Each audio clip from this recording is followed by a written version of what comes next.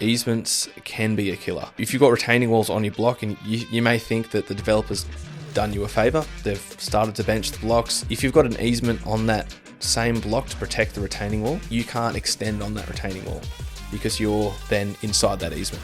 G'day guys, welcome to the MTDC Lounge. This is a podcast about the construction industry and what you can expect. Whether you're a bright-eyed renovator, a budding developer, or a seasoned vet, we will dive into the construction world, touching on what to expect, what's next, and how to go about it. We'll hear from a heap of experienced consultants and trades. Be sure to tune in for all aspects. So let's get stuck into the next episode.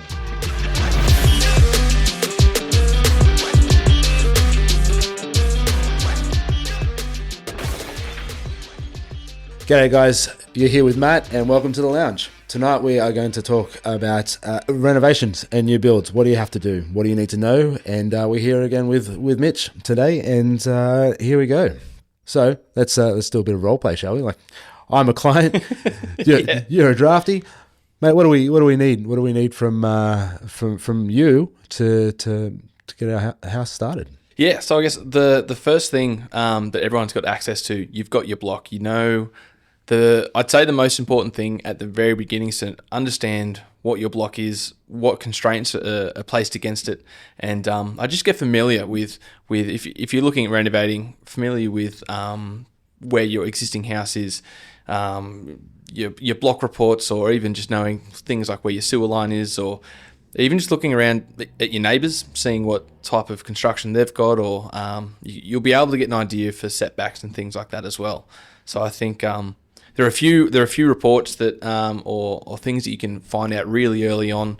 Some of them are free online that you can have a quick look to see the zoning, or I guess some other things like bushfire reports, mine subsidence, things that can really I guess it's be important to understand what the implications are, even just being aware that they're there as well.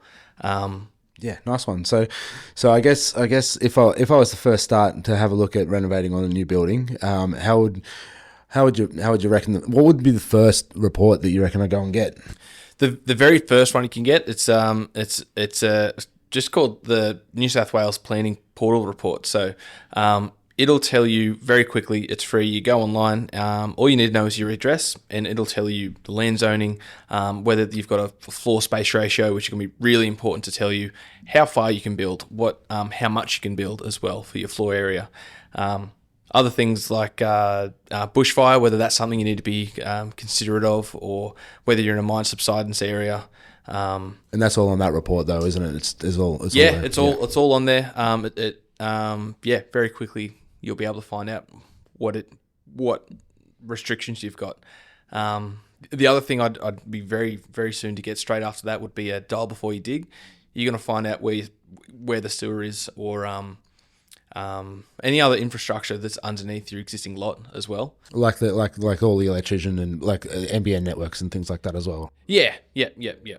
Okay, and I guess you mentioned there zoning in there, which I think would be super important. I mean, if we're looking at doing a renovation of a new build on a zone R2, some or most probably will find that's probably it's identified with the setbacks and things like that, mainly with that space.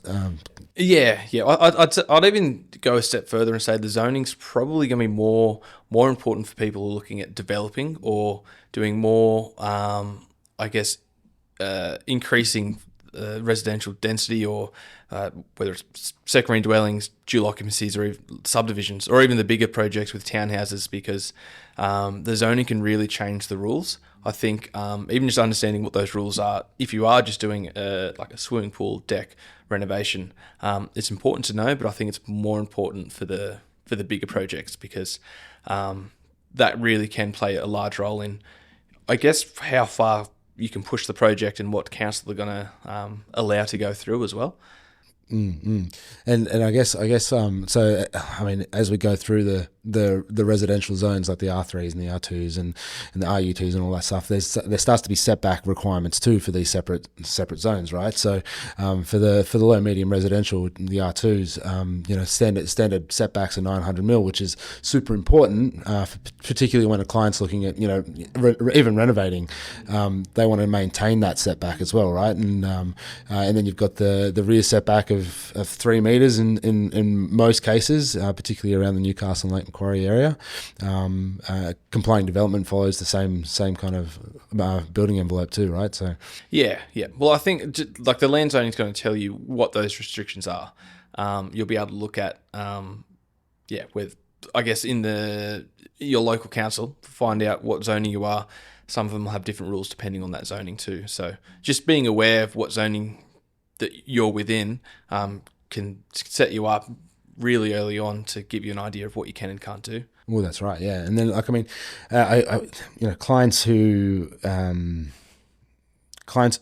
looking at renovating or going to go get the planning portal through the website, they'll find out their zoning of the R2 or the R3 and then they could go to the council website and look at the DCP or the development controls and they could look through. It's a free document, so they can find out their own rules for their own specific zoning, and they would be able to find out very quickly and very easily without our support what they can and can't do.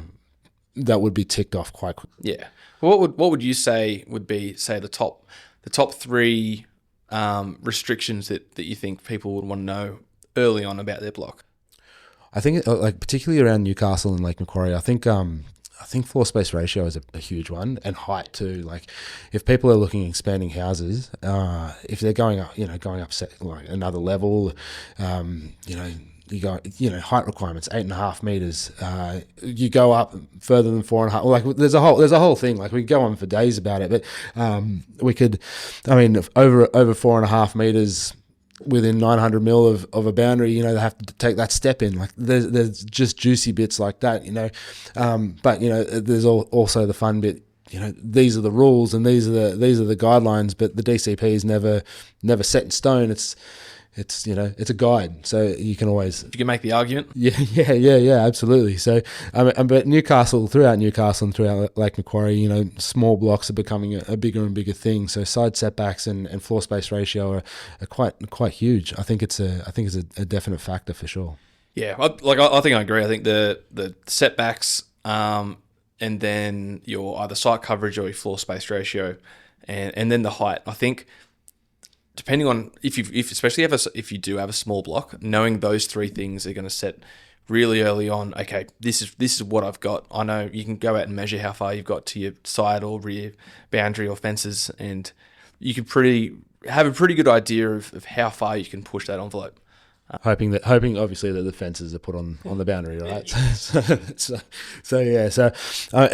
think that's a huge thing. Definitely with the renovating and the new builds, even they both follow the same rules. I think so. I guess another huge thing is your building envelope. A lot of people are saying, hey, let's build forward. Let's go and chuck a little bit of extra space on the front, and you'll find a lot of places out at Barnsley and all the places like that. You've got those really deep blocks with all those extra houses, and everyone's built backwards. They're built so far back away from the front boundary line. But the rule in the DCP is that you have to be the average of your next door neighbours. So that's a huge thing. Like and it can hurt. So even though through the DCP or the development controls, you've got this minimum setback of 4.5 meters, but if your next door neighbours are set 7 or 8 meters back, and your other next door neighbour's 10 meters back, you've got to sit yourself at 9 meters. Quick math, but yeah. Well, we were actually only looking at one today. Earlier, we've got someone who wants they've got a pretty big existing block and they want to put some townhouses out the front. The first thing that we looked at was pretty well those three things. The front setback was a killer because they've got lots of land. They've got say 900 square meters up in that area where they can fit the townhouses.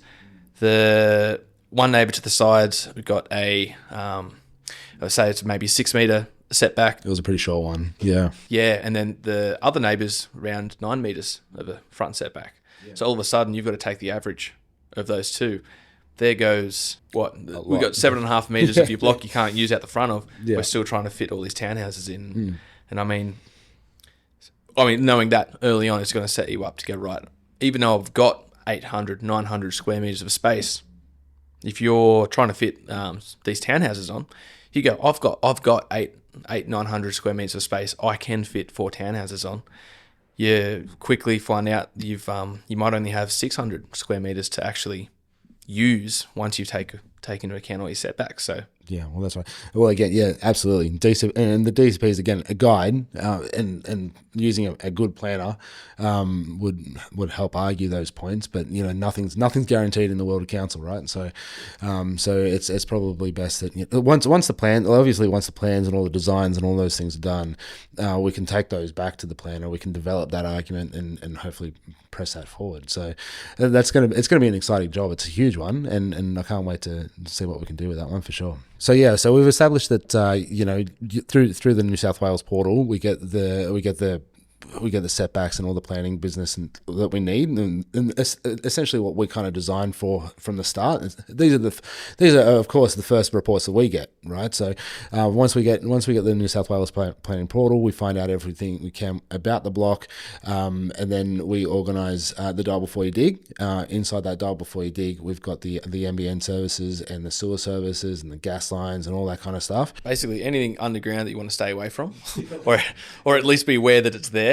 So if you need to stay away, you can. Yeah, absolutely. So I mean, a lot of these reports and a lot of these things will probably be found in the client's contract of sale if it's a recently. That's probably a good point. Yeah. If you've recently bought a house or you've got you're looking to buy a house, contract of sale will have a lot of this information already in there. It's huge. And even more, some of the reports that we'll get, like the paid reports, if you're going to do something onto an older block or something, that'll all be in that contract of sale as well. So there's a lot. There's a lot in that contract of sale.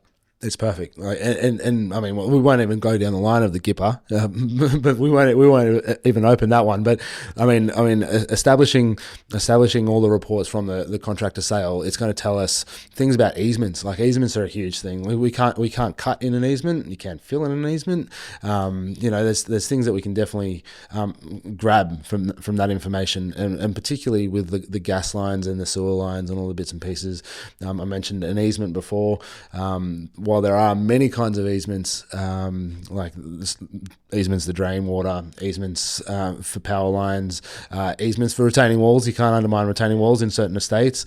But the one particularly that I want to talk about is, I guess, the sewer easement. Once upon a time, if we were digging in the sewer easement, we had to dig it all up and encase it in concrete, and it used to cost a fortune, right? I mean, we've done so many now. You dig in the zone of influence. We just got to get the.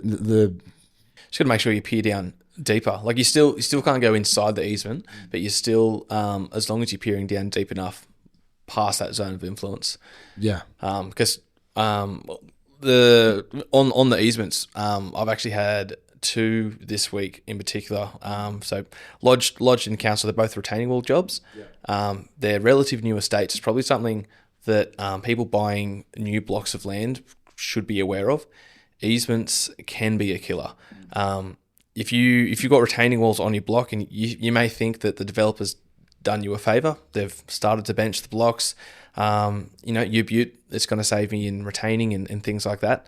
If you've got an easement on that same block to protect the retaining wall, the one thing it will restrict you from doing, you can't extend on that retaining wall because you're then inside that easement. So we had 2 this week where it was a steep block. The developers put a retaining wall in. These clients built their new home. They want to have a flat, nice, level backyard, so they want to retain on the other side of the block to meet with the developer one. There's now a 1 metre gap between the proposed and the existing wall because it's within the easement. And because there's no cutting in an easement. No cutting, not even like retaining wall. Like even though you're extending essentially on the developer's retaining wall, you still can't build within it. So one of the reports that we haven't really spoken about yet is the 10.7, and we'll touch on it soon. The 10.7 and the 88B, we'll touch on those in a minute. But touching on the developers' rules and the retaining walls inside this 88B is a rule, or there would be a clause that says that you can't actually interact or touch the retaining walls inside the estate, if it's the estate owned, of course. Yeah. So these things. These are huge things, and I think these are the make or breaks for like a renovation or a new build. I can only talk like personally. My next door neighbour has undermined my own retaining wall, dug inside the retaining wall easement, spilt the guts out of underneath it. Like there's blue steel that's coming everywhere. So it's one of those things, and it's going to be a costly exercise to fix. It's a 1.5 metre high retaining wall. So yeah, it can be quite huge if that kind of stuff is not paid attention to and dealt with appropriately straight up. So yeah, so I guess so there's easements, and then there's zone of influences. So we had a chat about the zone of influences for the sewer. Now you can cut inside of the zone of influence, particularly for the sewer. I know for Newcastle, if we dig out inside, or if we're proposing any structure inside the zone of influence, it's we have to peer down past the sewer. I think you mentioned that we have to peer past the sewer, don't we? And then it's one of the things that the engineers have to kind of get involved with, and it gets it's not as expensive as it used to be, but it's definitely a cost that everybody kind of has to pay attention to, for sure. Yeah. I think before we move on too much past the easements, I think it'd be important to tell everyone what these easements actually look like when you're looking at a sales plan, at a depositor plan. So on these plans, you'll have your block boundaries. They'll tell you the length and the angle of these boundaries. The easements will come up in a letter as a dashed line. So it might say inside the dashed line. Yep, inside the dashed line there'll be a letter, for example A, and then on the diagram somewhere it says A, easement for support 0.9 wide. There, if you've got a dashed line through the blocks, definitely worth asking the question: what is it? Is it an easement, and what is that easement for? Bushfire is a massive one. Asset protection zone. Yeah, heaps, huge. So it's a huge problem again in a lot of estates. Asset protection zone, or APZ. Once they get involved, it's nothing's built past that easement. Nothing past that dotted line can be built, right? So it's one of those things. There's a huge building envelopes as well. Yeah, and no eaves. So no eaves inside. So there's not even an eave allowed inside these easements either. So, I mean, when we design our plans, we make sure that our eave is at least 150 to 200 mil away from that easement. But yeah, it's a huge thing. It makes a big difference in a design, or at least the process, for sure. Yeah, well, I suppose going back to your block, or anyone who's looking at these blocks. You'll see that there'll be lots of blocks with no easements on there. There'll be some that have a lot of easements, whether it's a retaining wall, a drainage, a substation, electrical substation. Huge around Waterford, actually. Yeah, Waterford Estate's got that, and they've got multiple easements around particular services and things like that. They're generally the cheaper blocks too. Yeah, absolutely. You can't build any more, right? So no, they're huge, but yeah, there's so many things in regards to easements that a lot of people just don't know, like, and they can be hidden. Like a lot of the easements can be hidden, like to somebody that doesn't know what they're looking for, and a lot of these easements also explain restrictions of use on the land. So I mean, some, I know a few of them have got restrictions of particular colors or particular products, I guess you can say, to develop with. Yeah. I think it's probably important to I suppose just say as well, if you do have easements on your land, it's not the end of the world either. Like all it really means is that like when we're designing or looking at what we can do, we just need something else we need to take into consideration. So we can design around the easements as well. So there's limitations, but it doesn't mean you can't do what you want to do either. It's just something we've got to look at, and a good designer will work around it, right? Yeah. Exactly. 100%. So and again, it's one of those things. It's those fundamental reports that one should get before renovating or before building that they have to get these reports, or they would have these reports in the contractor sale before they even do anything. So it's huge. It's massive. I've actually got another fun one that we come up with all the time, especially in the older blocks of land. Where's the stormwater go? If you've got an older block and you don't know where the stormwater is going, if you're sloping down to the rear and there's no easement to drain water, chances are it's connected to the sewer system, which you can't do anymore. So if you were to renovate or extend, you need to put in either a pump system to the street or an infiltration trench, or Lake Mac's pretty bad for this one, isn't it? I've seen it everywhere now. Yeah, yeah, right. Okay. So, yeah, right. Just one of those things. We'll go, all right, where's the water going? It's like, okay, it's going downhill towards the back. Okay, there's no easement. If the gutters are below the street curb level, then you go, well, we can't charge it up street. It's got to be pumped. It's just a fun one we see all the time. Yeah. Well, there's definitely 100%. These are things that we have to pay attention to, and these are fundamental things that we have to really pay attention to for sure. So on the easements for the drain water at Newcastle, like wherever we're doing. One of the fun things about that one that you've just reminded me, actually, one of the fun things that even though inside these easements, you can use these easements to drain water or anything like that, there's a fun little note next to it saying that you're either benefited or you're either burdened by it, right? And you can be benefited and burdened, or you can be burdened and not benefited, or you can be benefited and not burdened.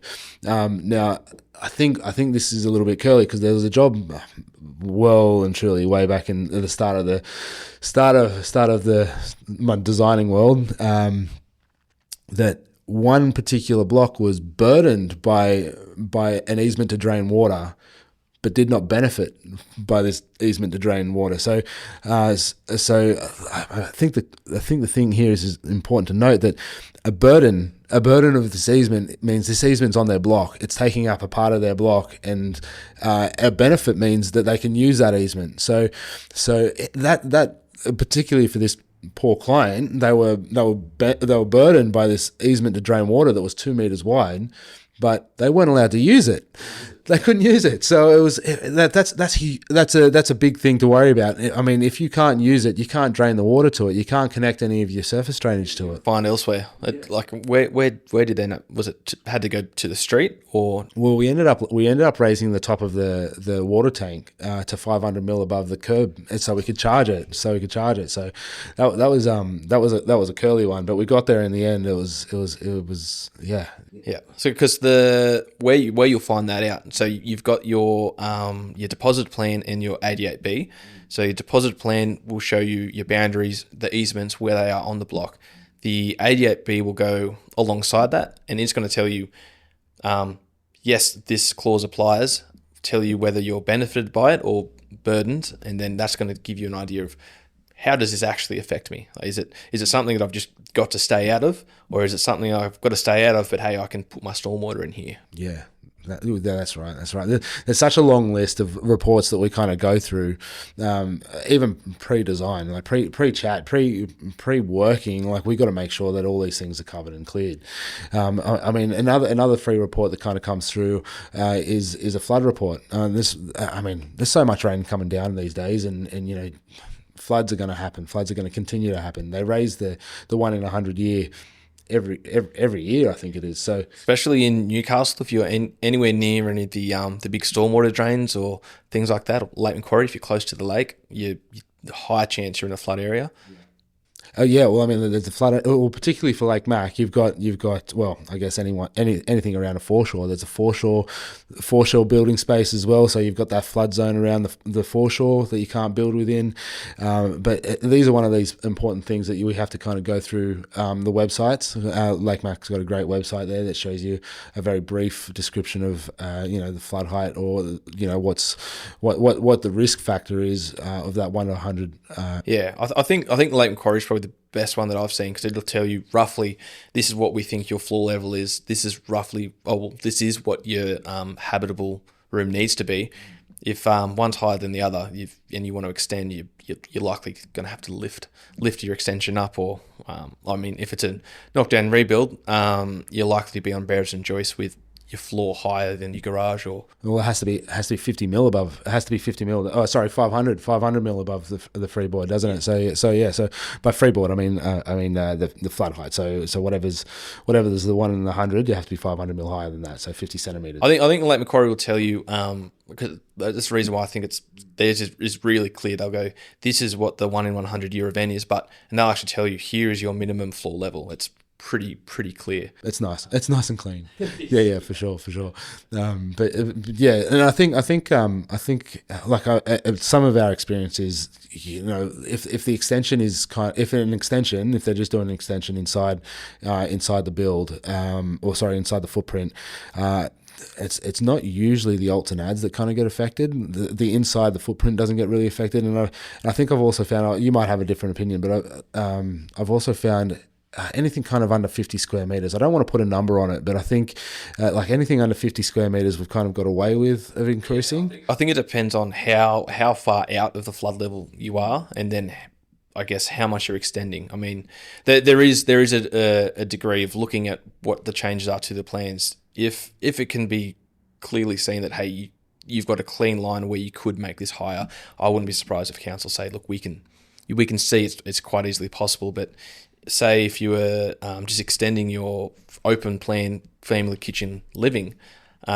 you don't want stairs between your kitchen and dining in that scenario. So I think there's a degree of there's the fine tuning. Well, you've got to you've got to understand the block. You got to understand what we're building for, and nobody likes stairs in the middle of the house, particularly for a cause that's just a flood causeway. But yeah, I mean, one job that particularly springs to mind is one of our friends down in Taralba. They had a small little shack in the middle of a big RU2 zone, which is a rural zone, and they had a flood zone. They've had a flood limit, I think it was about 1.2, and their floor level was something like 900, and they were thinking about doing an extension, and they've got a couple of kids, and they want to add that extra. I think it was almost about 70 squares on it, and it was like, well, you've got a couple of options here. Do you lift your house? I think they actually came to us saying that they wanted to lift their existing house to match the flood level, and then they wanted to put the extra stairs through that house. But they've since gone through and knocked the whole thing down, and ready to just lift the whole thing up and build to that flood zone plus a little bit extra, actually, I think. So that's all on stilts. And I just talked to them the other day about having the floods, the rains and the floods that came through the other week, and they said they were super damp, so they were super wet. But I mean, like, they didn't get as flooded as a lot of people have suffered from. But it's one of those things that it's something to pay attention to. All right, mate, I think we're going to have to wrap it up there. Before we start opening this Pandora box full of reports, I just wanted to say thanks for joining us and helping me explain this to everybody. No, it's been good. I think we've covered off the beginning. Yeah. The beginning, what reports you can get. Yeah, that's the way. All right, guys, what I'm going to do is I'm going to throw all the links and all of the addresses down below in our description section, and feel free to click on those links, have a search. If you have any questions, feel free to reach out to MT Design Collective. We'll talk you through it. Otherwise, I will catch you on the next episode, and be sure to subscribe. See you later.